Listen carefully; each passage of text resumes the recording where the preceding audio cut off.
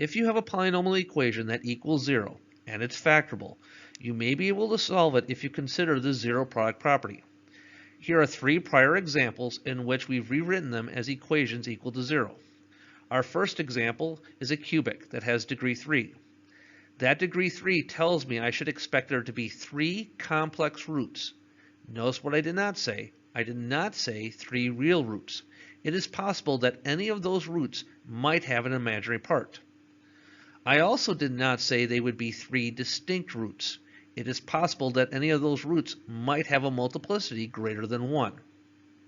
So as I look at x cubed plus 7x squared minus 9x minus 63, and recall that I was using grouping and chunking to factor them out into 3 quantities of x plus 7, x plus 3, x minus 3, and since they're all equal to 0, I'll apply the zero product property to come up with 3 roots of negative 7, negative 3, and positive 3.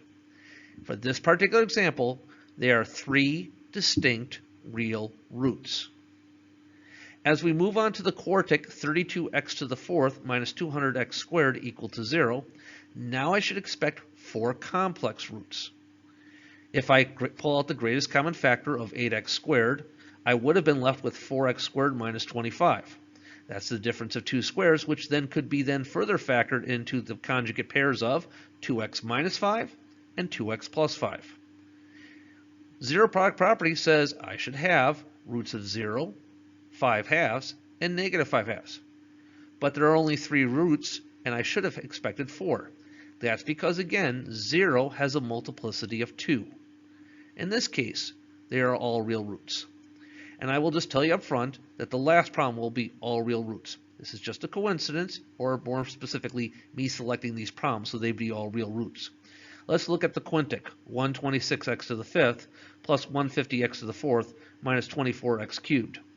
If I expect there to be 5 real roots because it's degree 5, and I can pull out the greatest common factor of 6x cubed, I could then continue on to factor out the quadratic that's left into 2 factors of 3x plus 4 and 7x minus 1.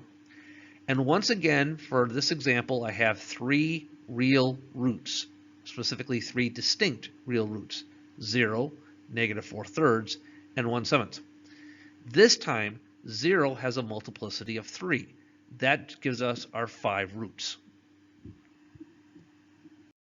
If you have a polynomial equation that equals 0 and it involves a sum or difference of 2 cubes, you need to understand that the linear binomial factor will produce 1 real root, while the quadratic trinomial factor is going to produce 2 complex conjugate roots. Let me demonstrate when we look at x cubed plus 216 equals 0.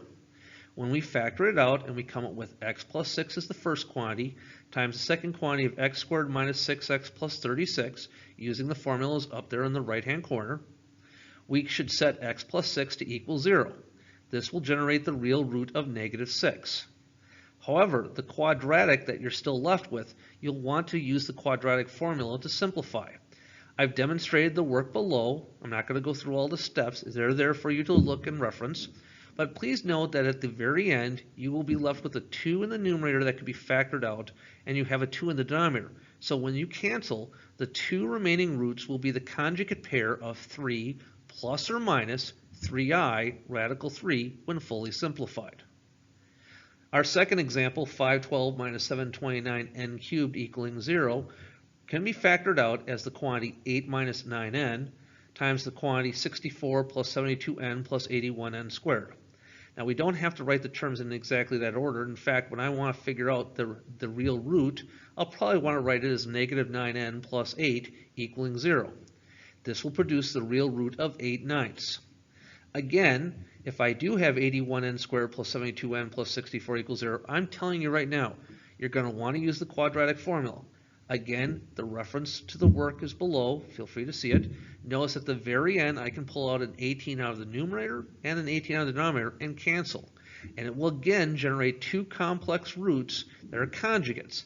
The quantity negative 4 plus or minus 4i radical 3 all over 9.